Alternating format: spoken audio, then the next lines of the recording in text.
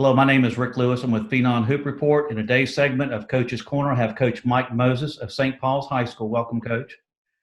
Hey, Rick, thank you for having me. Thank you. Coach, your dad played collegiately at St. John's and also played professionally. What was it like having a dad that played at that level? Um, it was definitely a blessing to have my dad, have him and have him play basketball at that level. He's my mentor, my role model, everything to me. We're from New York, so in New York it was different from anywhere else because my dad accomplished all of those things in New York. Great high school basketball player in New York, and like you said, went on to St. John's, which is in New York as well. So I always grew up as Mike Moses' son, Mike Moses Jr. So when I went places, people will always tell me about my dad. Your dad did this, and your dad, Mike, was a good guy, and so that was great, man. That attention was great, but also when I went home, my dad always let me know, I'm my own man. I'm going to create my own path. I don't need to feel the pressure of, doing what he did. Like, he wanted me to be successful if I love basketball, but honestly, he never even pressured me to play basketball. The first person to really get me going into basketball really was my grandmother. my dad didn't pressure me to play basketball. When I decided, when he saw that I was serious about basketball, that's when he stepped in. But he was always a big advocate of pave your own path, go your own road, and he's gonna love me regardless. So it was a beautiful thing having that, and him achieving the things that he did and making it to every level of basketball. I mean, it was a beautiful thing, and I'm just blessed to have him. Well, after your dad played professionally, he got into college coaching and you moved around a lot and you ended up going to high school in Detroit and you graduated from Detroit and you had a scholarship to go to Eastern Michigan. Your first year there at Eastern Michigan, you transferred to Fayetteville State and you gave me some good background information on why you selected Fayetteville State. Right. So I always wanted to go to a HBCU. And I'm not going to say it was frowned upon, but like I said, a lot of HBCU coaches didn't make it out to the Midwest to recruit. So I never heard from an HBCU. I heard from all of the schools in the Midwest, the MAC schools, and just other schools. But I always wanted to go to HBCU. Me and my dad, we were big fans of A Different World. So I grew up watching that show. And, that's just what I wanted to do. I didn't have the opportunity because I didn't get recruited by HBCU coming out of high school. So when it was time for me to move on, that's what I requested. I said, the next place I go, it has to be an HBCU. So my mentor at the time, my AAU coach, he reached out to a couple schools, and that's all he needed to do. It was easy after that. The schools, they were really interested. In like a week's time, I had 8 or 9 HBCU schools recruited me, calling me constantly. And at that point, it was just about picking which school was the best fit. But I always knew that I wanted to go to a HBCU, and I was just happy to have that opportunity. Coach, talk about the difference. You attended Eastern Michigan your freshman year, and then you went your last 3 years to an HBCU. For some of the listeners out there, talk about the benefits of going to a HBCU. So for me, it was several benefits, man. And going to a PWI is just totally different. I mean, it's still a great experience. But for a young black male, just the culture at a HBCU was just a beautiful thing, man. Everything is different. Everything is different as far as the people you interact with, the games, the environment. On a regular, on a Wednesday at Fayetteville State, it's called Chicken Wednesday, right? And you go in there, and everybody's having a good time. It's music being played. You can be walking on campus, and the band comes through. It's just totally different, man. It's an experience, man. It's full of culture. You actually build a relationship with your professors. You build a relationship with the community because right. people outside of the community in Fayetteville, they went to Fayetteville State. So you have principals that are at schools like E. Smith and Jack Brittany. So their administration, most of them are Fayetteville State alum a lot of the times. So you meet you meet so many people from different walks of life. So it was just a beautiful experience for me. I was able to pledge into my fraternity, Kappa Alpha Psi. That was something else that I had on my list of things to do when I got to college. Pledged to a fraternity, to that fraternity. I can't even, Rick, I can't even put it in words, but going to an HBCU is definitely culture driven. It's a beautiful thing, and I love PWIs.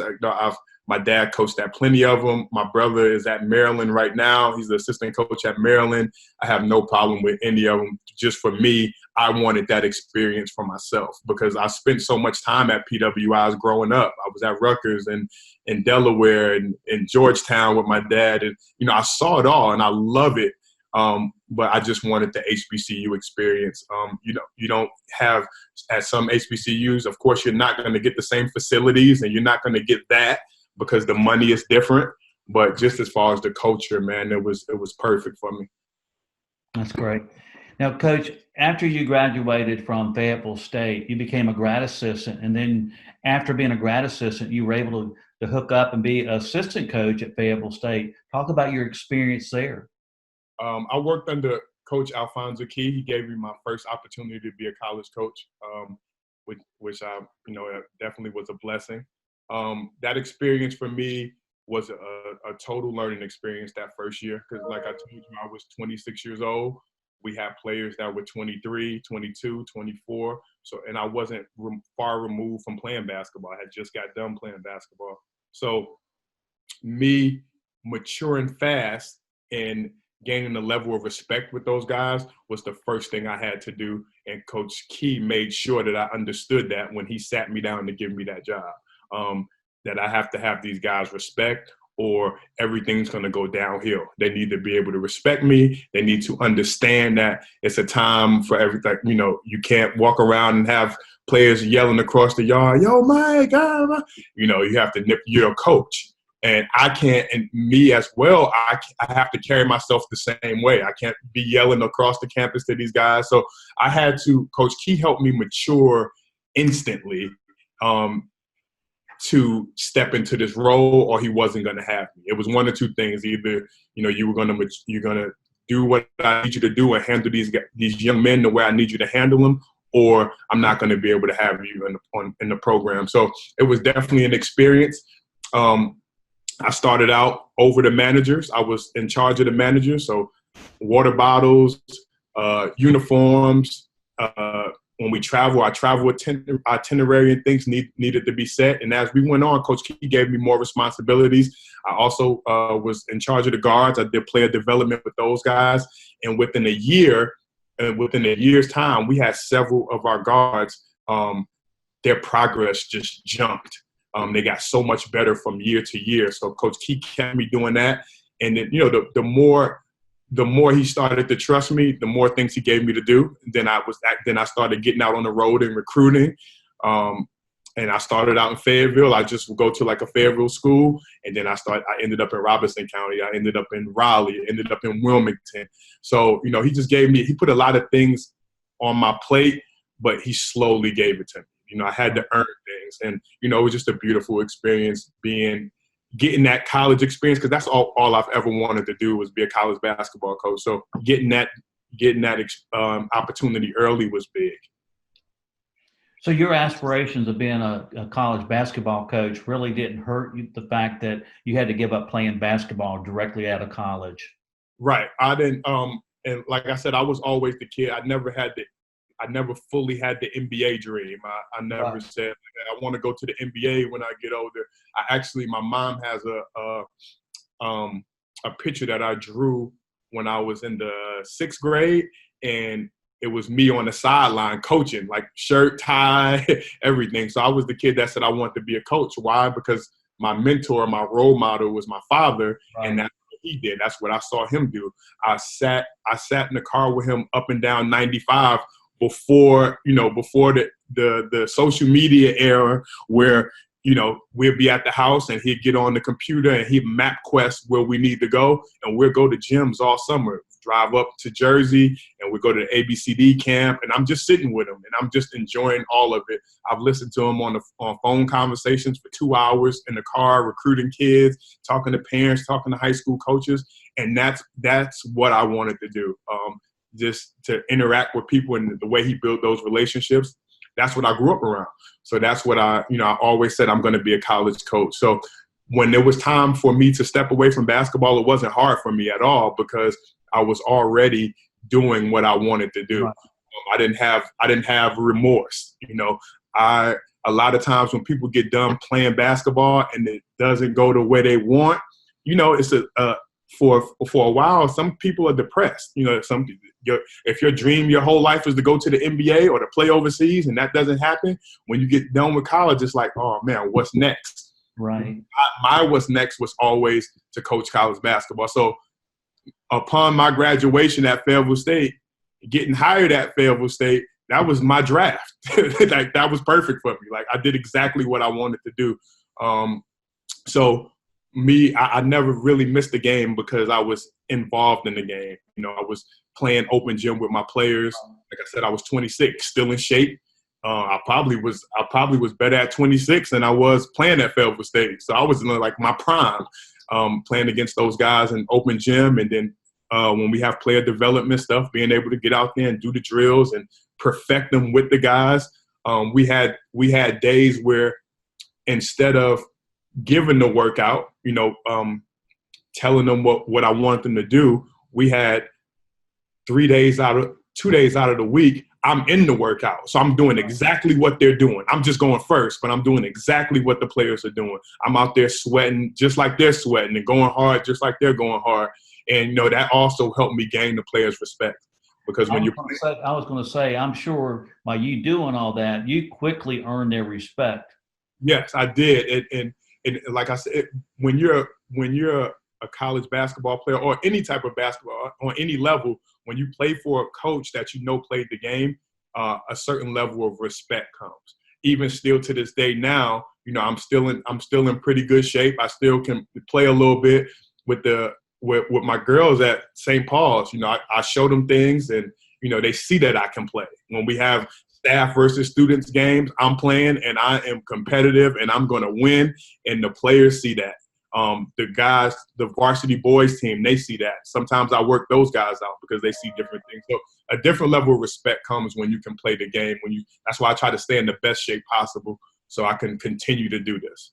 Not only do you show them by what you say, you actually show them in actual time and how you can just say, hey, this is how I can show you how it's done because I've done it too. Right. Like I'm not just telling you you need to come low off this ball screen. I'm going to show you. Right. I'm going to show you why you can't, while you'd be hard to guard coming low off this ball screen.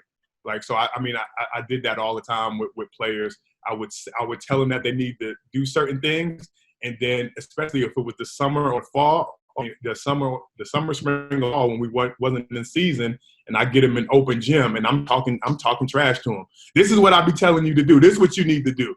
This is why you can't steal a ball from me. And, we laugh and joke about it, but it be serious. But it helps those players like, yo, that really does work. As crazy as it may seem, it works. Now, you spent 5 years as assistant coach at Fayetteville State. You took a little time away and you went to the private sector. Explain what happened then. So Coach Key left Fayetteville State, and I was trying to get a job, right? I was in the hunt, Rick, and I actually came down to the end of a hiring process with the San Antonio Spurs to be a director of basketball operations. I didn't get that job. It was down to 3 people. I actually flew down to San Antonio. Great experience, man. Didn't get that job. I came close to getting several other jobs. And I think just the rejection thing, it just was like, I'm getting so close and I'm so young. After a while, I was just like, you know what, I'm going to get a regular job because I need to make some money. Because I took a big pay cut, man, being at Fayetteville State, because with the budget, I wasn't able to get paid. Wasn't able to get paid the right amount of money. So I still had to teach and do different things while I was there. So I got into the car business. I got a job at Nissan, and I was selling cars for 6 months. I was doing really, really well selling cars. And right after that, I was promoted to a sales manager. Then a year later, I was promoted to finance, which is one of the higher levels in the car business, right before general manager. Hey, So, Coach, I would buy a car from you. hey, man, Rick, I always said, because I never sold cars before, right? This job came from a friend, and when he proposed this job to me, I was like, man, I can't sell cars, man. I don't really know a lot about cars. You got the personality, though. He said, but what he told me was so true. He was like, man, you've been coaching at Fayetteville State. You've been selling that university for 5 years. Like, you've been getting parents to send their kids to you. Like, it's no bigger sale than that. I mean, you can get out, a car sells itself, you know? Like, it kind of, most people come in and they already know what they want to buy, you know? So when he told me that, I was like, all right, well, and I ended up being really good at it. And I made some really good money, man. And also what that did for me was put me in front of a different group of people, because I've always been around athletes and I've always been around coaches. It put me around regular 9-to-5 people that's not talking about basketball every day, that have no idea what they're talking about half of the time when they talk about sports. So that was funny to me. Like, you get people to come in and, oh, look, did you see LeBron? He should have took that last shot. Oh, man, he be choking. He ain't no good. And those type of conversations were great for me, because in my mind, I'm like, you know, you can't even argue with people like that, because they love basketball. They love to watch it, but they don't know, they don't know much. They don't know too much. So it just put me around a different group of people, and I was able to talk about different things and get into different things. It just took me out of my norm, which was amazing for me. That was a great 4 years for me, being around my Nissan family. So yeah, I enjoyed it. I made really good money, and ultimately it got my fire back going to it. Like, I need to get back into basketball. Now, 3 years ago, you took the head coaching job at St. Paul's, but right, coaching the girls' side. Right. That was different for me. So, funny story, the year before I took the job at St. Paul's, my principal, Jason Suggs, called me about the boys' job at St. Paul's. And I was like, I just got promoted to finance. And I was like, how much, can I make? And now at this point in my life, it was a numbers thing for me, because I've been making a certain amount of money. And then when he told me, I was like, oh no. I was like, man, I'm not going to do it. I just got promoted to finance. I got a chance to make X amount of dollars, and I'm going to see this thing through. So he was like, all right, that's fine. And then the next year, that coaching bug bit you, didn't it? Right. So my dad came down maybe like in March, and he came to my new place and he loved it. And then that night we were sitting around and we were talking, and he was like, so you done with basketball? And I was like, I don't know. If something come up. And he was like, well, you need to hurry up and make that decision, because you're doing really well in this industry and you're going to continue to make more money. And if you get back into coaching, you probably have to coach high school or something low level to get back going, but you're not going to make this type of money, And he was like, if you're going to get out, you need to get out now. And I mean, he really was like, you need to do it now. And I was like, yeah, maybe. And then 2 months later, Jason called me again. And whenever I saw his number on my phone, I knew it was about like a job or something, right? So he called me again. I was at work, and he was like, hey, what's going on, Moses? I said, what's going on? And he was like, hey, man, I want to talk to you about this job, man. I got a coaching job up here. So my first thought was, you just got a coach last year. What happened? And I know Coach Thompson. I was like, I know Coach Thompson didn't leave. And he was like, yeah, no, Corey's here.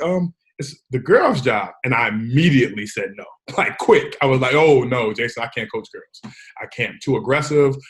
My demeanor, it doesn't fit girls. I never coached girls in my life. And he was like, no, man, just think about it, And I was like, was the team good? And he was like, no, they were pretty bad. And he told me the record, and I looked it up. And no, this is not it.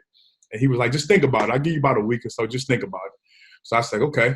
Of course, I pick up the phone. I call my dad, and he was like, why not? I mean, it's basketball. If you want to do it, I mean, if you want to get back in the game, I mean, it's still basketball. Try it out.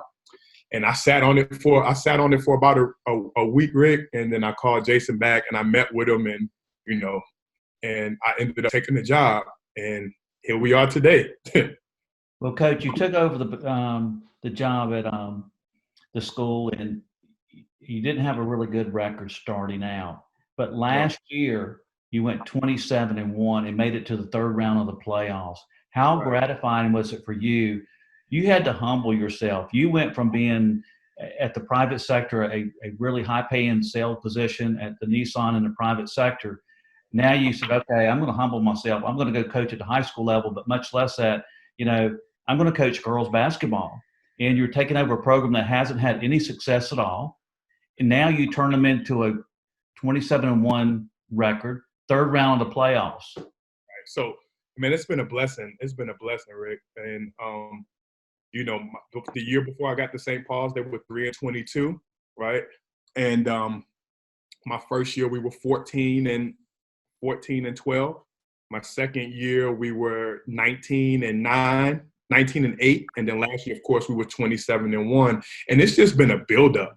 It's been so gratifying to watch these girls believe, like they believe. Now, when I walked in the doors at St. Paul's, no one believed. When I took the job, no one believed. They was like, "Man, you are crazy! Like, you're gonna coach the girl. You not only are you about to jump onto the girl side, you don't have any girls there." They were 3-22, and for me, it was, let me see what I can get done, and I know it's always a backstory behind everything, right? So it's always things that occur that make situations look bad. So leading up to that 3-22 season, they have 4 head coaches that year, right?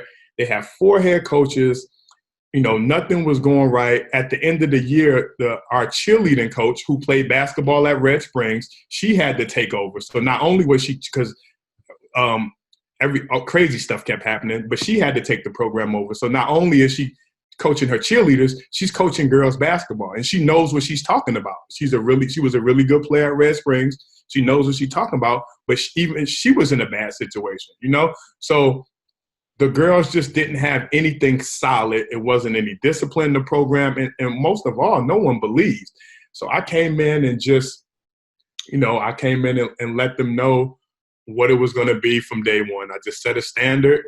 And once you set a standard and you set the bar to where people have to reach certain things just change really, really fast for us. So another thing about St. Paul's, the program was so bad during those years, all of the talent in St. Paul's was going to Fayetteville. So all the girls that can play basketball that would have made St. Paul's a really good team, because St. Paul should never be bad because there's so much talent locally, right?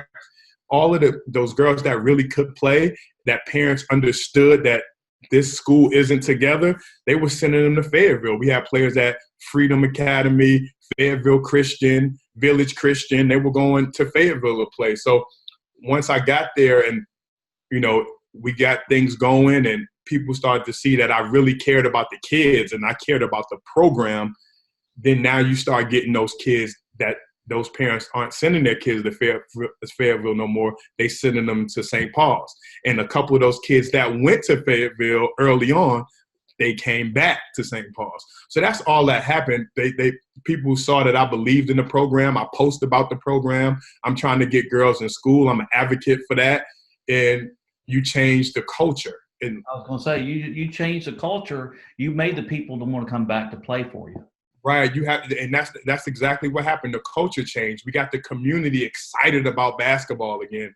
Excited because St. Paul's went to the state championship like 2-3 years in a row. They had girl Amelia Labrador. She went to NC State. Like, we're known for having really good basketball players, and the community rallies behind that.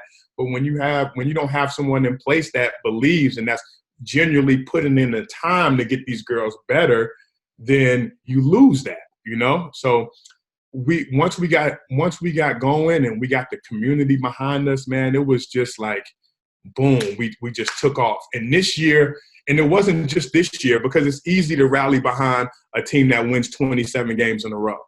But last year, the community rallied behind us. My first year, they was getting going.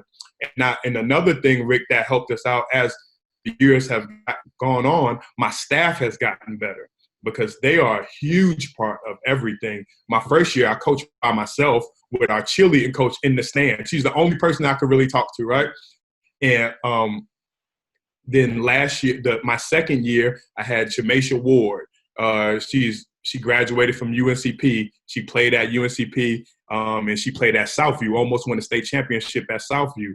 And then I had her those 2 years, and then this year I had J. Mar Thompson, Susan Waldy, and Jameisha, all basketball minds. So they have been huge in the process of us getting better. You know, I'm going to be on the news. I'm going to be in the newspaper clippings. My name's going to be on everything. But our program elevated when we bought them. Like as my staff got better, then we just elevated, man. Well, like your dad said, you know, basketball is basketball. I was getting ready to say coaching is coaching. But talk about your experience that you learned as an assistant coach at Fayetteville State, the time you were there, the time you spent as in the private sector. Now you're over at St. Paul's coaching the girls team, and you're starting to see the success. The main thing that the most important thing that I learned at Fayetteville State was preparation, being prepared. And that's what I bought the St. Paul's. So preparation it's a long street. So preparation for the season. So our girls, you know, it's mandatory that they play another sport. And if they don't play volleyball, they run cross country. I'm also the cross country coach. They make sure they're in shape. We have, you know, workouts, and so we're preparing for the season. During the season, we're preparing for every opponent. I have a typed scouting report for every game with face sheets, what individual players do, their current stats, what the team does. So we go into games prepared. That helps. So at Fayetteville State, when you're on the college side, you have to do these things, or you're going to lose. You're not going to be successful. So the same things that I learned at Fayetteville State at this university, I took to high school, and we've been successful with it. I don't think that you can be successful without being prepared. You always need to be prepared. When I was in the private sector, when I moved to finance, when I got in the morning, I prepared all of my folders to get my things sent off to the bank so it doesn't pile up, or before I left at night. So I had to be prepared for the next day. You never know in the car business, you never know what type of day you're going to have. You can have a day where you sell 10 cars. You could have a day where you sell 40 cars, but you just have to be prepared in finance. So those lessons that I learned from Coach Key they will always be with me, just as far as being prepared. I'm always going to be prepared. Even with the season that we had this year, Rick, I don't care. If there's a team in the conference and we played them once and we beat them, and, you know, we beat them by 20 points, or we beat them by 30 points. When we play them again the second time, I still do the same exact thing. I watch film. I put my scouting report together because I want my players to understand we're never going to cheat the game. We're going to do the same exact thing every single time, because I'm terrified. I'm so terrified of getting comfortable and losing. Like, so you beat a team once and you beat them by 30 one time, and the second time, we'll be okay, and they get you. And I'm so terrified of that. Well, Coach, you return a nice nucleus from last year's 27-1 record. You have a pretty amazing freshman, and I was looking at her stats on Max Prep, and it's, I guess I don't want to butcher the name, but it's Jakaya Thompson. Okay. She averaged 12 points a game, 5.4 assists per game. But what really got me was she averaged 5.2 steals per game. Right. I mean, Jakaya is a ball of energy, Rick. And you have to see her play. She is probably by far the crowd's favorite, because everyone's drawn into her energy, right? So if I had to compare her to a player so you can get a mental picture, she will put you in the mindset of like a Russell Westbrook, like just her energy, her facial expressions, her leadership. And she had a really good freshman year. I mean, she's 14 years old leading this team. Wow. And she's our point guard, and that's the toughest position. and she's 14 years old, and she came in and handled it well. Rick, she had games where she had 10 steals. She's a ball hawk. Like, she's on the ball. She plays the passing lane. And she's going to have a really, really, really good career at St. Paul's. But her future is bright. You know, she's a gym rat. She comes from a basketball background. Her sister just won the CIAA championship at Fayetteville State. London Thompson, her dad played basketball, football at St. Paul's. He's also he went to St. Paul's. He's also on my staff. She just had a really good year for a freshman. And honestly, from our staff's eyes, it could have been better. You know, we're so demanding, and we're hard on these girls because we try to push them to their greatness. But she had a really good year, and I'm excited for her for her sophomore year. She's picking up a lot of college interest already, and things are going to be great for her. It was a joy to have her, and she's always, since I've been at St. Paul's, she's been the missing piece. And when I say she, I mean we've been missing a point guard.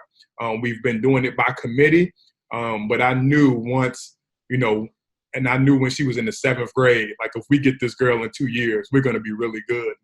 Well, we got her in 2 years, and, you know, we're 27-1.